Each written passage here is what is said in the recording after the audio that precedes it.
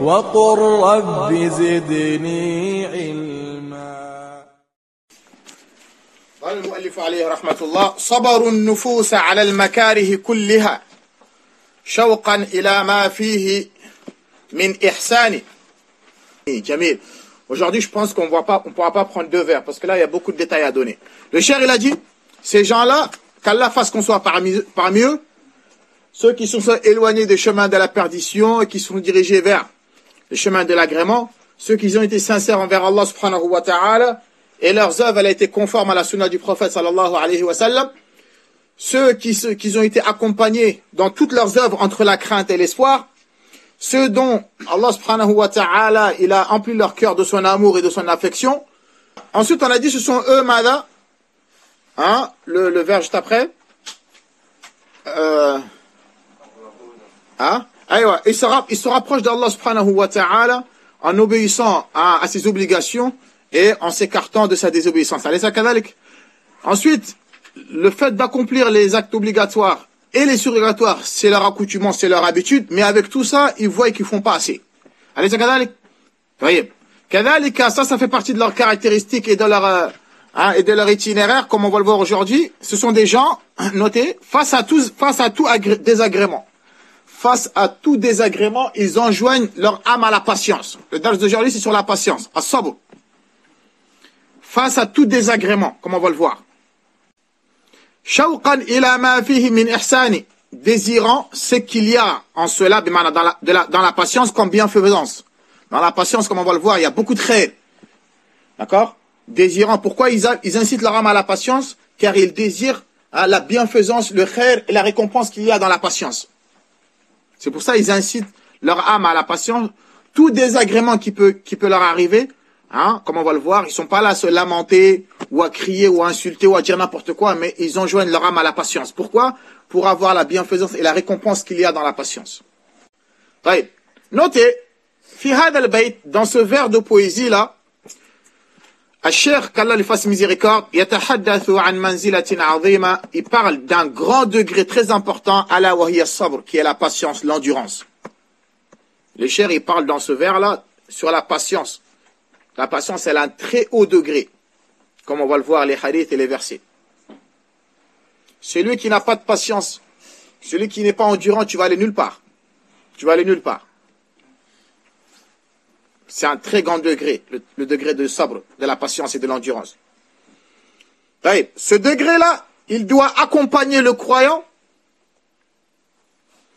dans toutes les circonstances. La patience, hein, tu dois te munir de la patience dans toutes les circonstances. Dans toutes les circonstances. Voyez.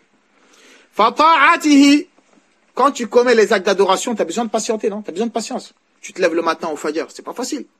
Tu laisses ton sommeil, hein? Tu vas prendre les ablutions. Ça demande du sabre. Si tu n'as pas de patience, tu peux pas le faire. D'accord? Donc toutes les actes d'adoration, ça demande de la patience. Pendant le ramadan, tu t'abstiens de manger. C'est pas facile, c'est pas tout le monde qui arrive. Donc ça, il faut que tu combattes ton âme à la patience.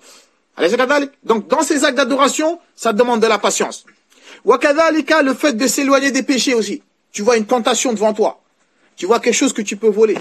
Hein? Tu vois quelque chose que tu peux faire sans que personne ne te voie.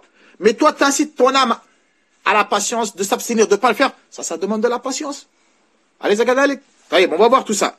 Wakadhalika, aussi quand il t'arrive des malheurs. Quand il t'arrive des accidents, il t'arrive des maladies, hein, t'as perdu quelque chose, hein, il a akhirihi, hein, ton pneu il a crevé, ou t'as fait un accident, qu'Allah nous en préserve, ou t'as perdu ton père ou ta mère, ou t'as perdu ton enfant, hein, ou t'as perdu ta grand-mère, il a akhirihi, hein, ou t'as pas eu ton stage, tu l'as raté, il a akhirihi. Tout ça, ça demande de la patience aussi, comme on va le voir. Donc, comme je vous l'ai dit, le musulman, il a besoin d'être accompagné de la patience partout. T'as compris, Cyril? Partout, comme on va le voir. C'est bon?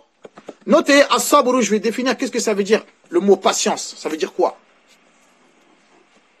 As-sabru, le mot patience, ça veut dire habsun nafsi. Ça veut dire de retenir ton âme, de te retenir. Le mot sabre, c'est ce que ça veut dire en arabe.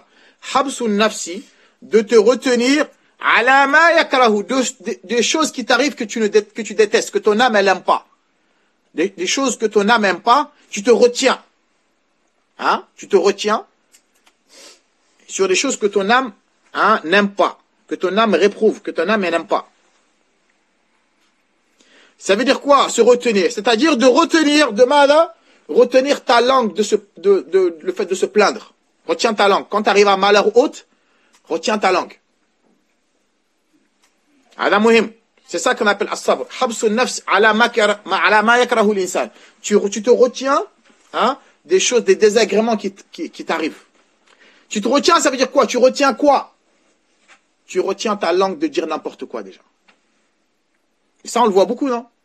Qu'Allah nous en préserve, je ne veux pas le répéter. Une personne, elle marche dans la rue, je sais pas moi, tac, il a son pied, il a tapé une pierre, il insulte. On le voit ça ou pas? D'accord? T'arrives, je sais pas moi, tu veux mettre la clé dans la voiture, tac, la clé elle tombe. T'es là, t'insultes. Hein? Tu fermes la porte de la salle de bain haute, elle se ferme sur ta main. Ah, t'insultes. Ça, c'est des réflexes, non? C'est des réflexes, à la kulli hal, que on a grandi avec, certains réflexes qu'on a grandi avec ici. Tu dois patienter sur ça. Tu dois pas dire n'importe quoi par ta bouche. Et comme on va le voir tout à l'heure, ou bien, quand, je sais pas moi, quand il t'arrive, certaines personnes arrivent à un malheur, ils disent, ouais, moi, je sais pas ce que j'ai fait à Allah. Pourquoi toujours ça arrive qu'à moi? Pourquoi que moi? C'est pas de la patience, ça. Donc, tu dois te retenir, il t'arrive quelque chose, comme on va le voir, dis subhanallah. Sache que c'est à cause de tes péchés. Comme on va le voir. C'est à cause de tes péchés, ou bien, Allah, il t'éprouve pour élever ton degré. L'épreuve, c'est toujours un bien. Ça vient pour te purifier, comme on va le voir. Donc, quand on a dit le mot sabre, patience, ça veut dire, tu retenir des choses que tu réprouves. Tu retiens ta langue déjà. De dire n'importe quoi. Comme on va le voir. Il y a certaines personnes, quand il y a un décès, ah, je suis foutu, mon espoir, il est parti, ah, mon amour, il est parti, je sais pas. Il y a certaines paroles, c'est grave, surtout les femmes. C'est pour ça que j'ai écrit le hadith au tableau. Hein? Chez nous, c'est catastrophique. Quand le mari meurt, la femme, elle est là à se rouler par terre. Hein, il y en a, ils sont là à se claquer les joues, à se déchirer les habits, à faire... il a akhiri, je suis foutu, mon espoir, il est parti. Hein, mon papa, il est parti, mon mari, il a akhiri. Ça, c'est là, yajouz. C'est interdit dans notre religion, ça. Tu dois patienter. Donc, je le répète, tu dois patienter ta langue de ne pas dire n'importe quoi. Faïd. Ne dis pas, ouais, mais moi, je suis nerveux. C'est pas une excuse, ça. On est tous nerveux. Hein? C'est pas une excuse, ouais, tu es énervé, c'est pour ça que je l'ai fait. T'es énervé, retiens-toi. Sors, va prendre l'air, va faire ce que tu veux, prends un café, prends, je sais pas moi, un jus d'orange bien frais, mais retiens ta langue de pas dire n'importe quoi. Attention. La deuxième chose, tu dois retenir, kadhalika tes mains, de ne pas te gifler. Il y a certaines personnes comme ça. Quand il est énervé, quand tu as quelque chose, il est là, il tape sur la table, il prend le portable, il le casse, hein, il casse tout ce qui lui passe par la main, il le casse. Non. Tu dois patienter. Kadhalika, la yajouz ça. Tu retenir ta langue de ne pas dire n'importe quoi. Tu retiens tes mains, si c'est pour les femmes, de se gifler. Nous, chez nous, il n'y a pas trop, je pense que ça c'est plus vers le Maghreb. Hein. Nous, chez nous, il faut autre chose. Hein. Ils sont là à se gifler. Quand il y a un malheur, elle se gifle. La yajouz. Hein, ou bien elle se griffe. Il y a plusieurs sortes. Hein. Ou bien certaines personnes, quand ils ont un malheur, en Inde ou dans certains endroits, ils se rasent carrément la tête pour montrer qu'ils sont pas contents. Il y a plein de mauvaises choses. Oui, Jamil, vous avez bien compris ça, voilà. Donc t'es pas là à claquer la porte ou à taper partout, je ne sais où. Hein? Tu dois patienter. Tes mains aussi, elles doivent patienter. Oui. Wa kadhalika aussi. Hein? Shaqq al-juyub. Tu dois patienter, comme je l'ai écrit le hadith, tu dois pas déchirer tes habits aussi. Hada muhim, les frères. Le dars d'aujourd'hui, il est très important. Wallahi. Il y a certaines personnes, des fois, ma'al asaf, quand ils viennent nous voir, par exemple, ils ont des problèmes ou autres. Ouais, tu sais, Akhi, j'ai eu ça. Quand tu lui dis, Akhi, patiente, il te regarde. Il te regarde. Tu dis, Akhi, le meilleur conseil que je peux te donner, moi, ce que je leur dis, le meilleur conseil que je peux te donner, c'est patiente. Qu'est-ce que tu veux que je te dise? Tu veux que je vais te dire, va tout détruire? Va tout arracher? Non, je peux pas te dire ça là. Je vais te dire patience, c'est le meilleur conseil que je peux te donner. Il y en a, on dirait, ils veulent que tu leur dises, vas-y, va faire ça, il va faire ça, il va faire ça. Mais quand tu leur dis patiente, ils sont là à te regarder, on dirait, tu leur as pas donné quelque chose de suffisant. Ça leur suffit pas. Et pourtant, c'est ça la meilleure résolution, comme on va le voir. Quand il t'arrive quelque chose, patiente. Parce que quand tu patientes pas, tu vas toujours regretter. On en a vu des gens, ils sont là après à répondre à la question au savant. Ouais, j'étais énervé, j'ai divorcé ma femme, maintenant j'ai envie de la reprendre. Ils sont là. Après, ils courent derrière les savants pour essayer de chercher des fatawas ou autres. T'es énervé. C'est toi. Garde ton sang-froid. Quand tu reprends tes esprits, maintenant tu prends tes décisions. Mais ne prends pas tes décisions à chaud. Tu vas le regretter, ça. طيب. وكذلك عن دعوة الجاهلية. C'est ça le da'wa al-jahiliya. Hein? Le fait d'appeler et d'invoquer comme avant la pré-islam, ce que les jahiliya faisaient. C'est comme que je viens de dire là. Ah, je suis foutu, mon espoir il est parti. C'est comme si c'est ton mari ton espoir. Comme si Allah il n'est pas ton espoir. Je ne sais pas comment je vais faire maintenant, comment je vais nourrir mes enfants, ah, tatati, et là, akhirihi. Ça, c'est la parole de la jahiliya, ça. Le musulman, il ne doit pas le dire. Parce qu'on va voir le musulman, quand il lui arrive un malheur, il doit dire inna lillahi wa inna ilayhi raji'un. Ou bien il dit la hawla wa la quwwata illa billah. Tu dois dire que du bien de ta bouche. Est-ce que c'est clair ça? Voilà là. Il y a un hadith dans le Bukhari, numéro 1296. J'espère que les sœurs, elles m'écoutent bien. Ce dars-là, il est très important. On manque vraiment de patience. Les musulmans, aujourd'hui, à notre époque. On n'est pas patient du tout. On est pressé, on veut que, hein, on ait tout de suite. Et ça, c'est pas possible. Il faut patienter. Dans Al-Bukhari, numéro 1297. 18. Dans Al-Bukhari, numéro 1298. Et dans Muslim, numéro 103. An Abdullah ibn Mas'ud. Le hadith, il a été rapporté par qui? Abdullah ibn Mas'ud. طيب. Le prophète sallallahu alayhi wa sallam, il a dit, قال رسول الله صلى الله عليه وسلم, le hadith il est au tableau, ليس منا, ne fait pas partie de ma communauté, ne fait pas partie de moi. C'est un rasoul qui dit, ne fait pas partie de moi, ne fait pas partie de notre communauté. Qui? Man daraba al-khududa. Celui, quand tu lui arrives à un malheur, il se claque. Laysa minna, ne fait pas partie de ma communauté. Celui, quand tu lui arrives à un désagrément, quelque chose qu'il n'aime pas ou qu'il réprouve, hein, il se gifle. Ça, il y en a beaucoup. Ne fait pas partie de moi, le prophète, il a dit, man daraba al-khudud. Al-khudud, c'est le pluriel de khad. Khad, c'est la joue. Celui qui se, hein, parce qu'à l'époque, avant, dans la jahiliya, c'est ce qu'il faisait. Quand quelqu'un était mort, quand il y avait un malheur, les femmes, elles étaient là, hein, à se gifler. Le prophète dit, ne fait pas partie de moi, celui-là qui fait ça. Parce que le musulman, tu dois patienter. Et celui-là qui déchire ses habits. Quand il arrive à un malheur, il y en a, ils sont là, ils déchirent hein, leur chemise ou leur chemise, il a akhiri. Pourquoi? Parce qu'il est énervé, parce que, voilà. Le prophète dit, ceux-là, ils ne font pas partie de moi.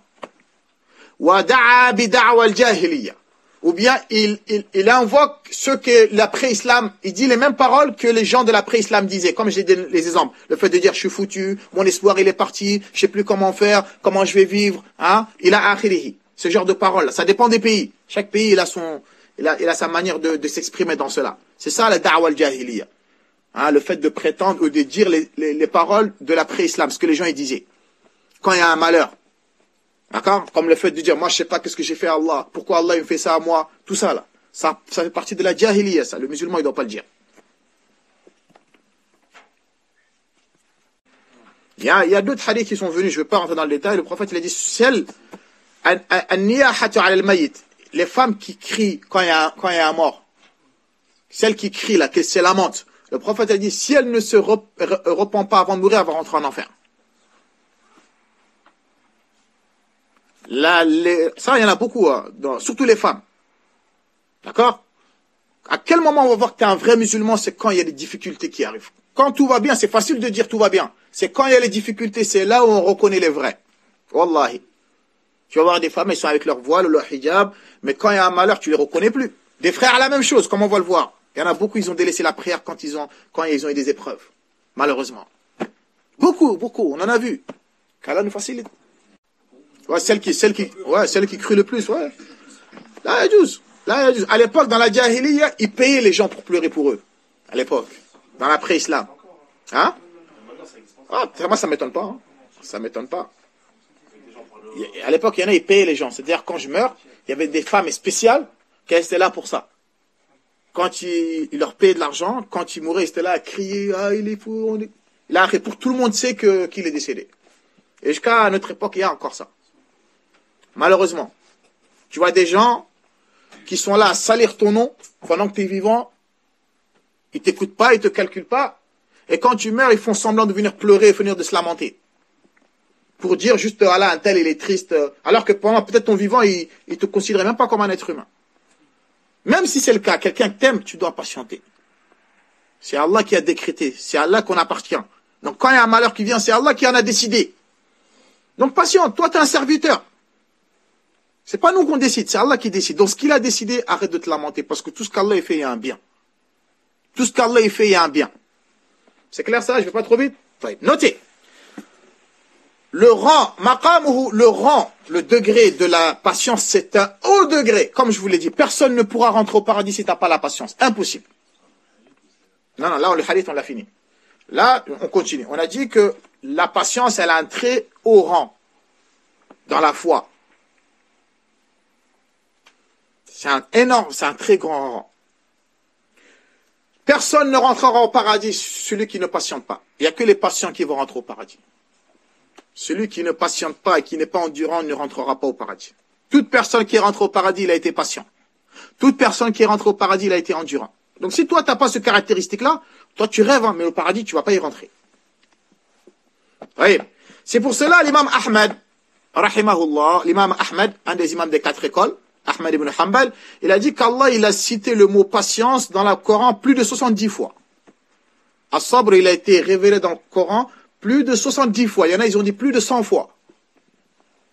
Tellement c'est important. Allah, il nous a incité à la patience plus de 90 fois ou 100 fois dans le Coran. Je vous l'avais dit, quand Allah il répète quelque chose plusieurs fois, c'est pour montrer l'importance de cette chose-là.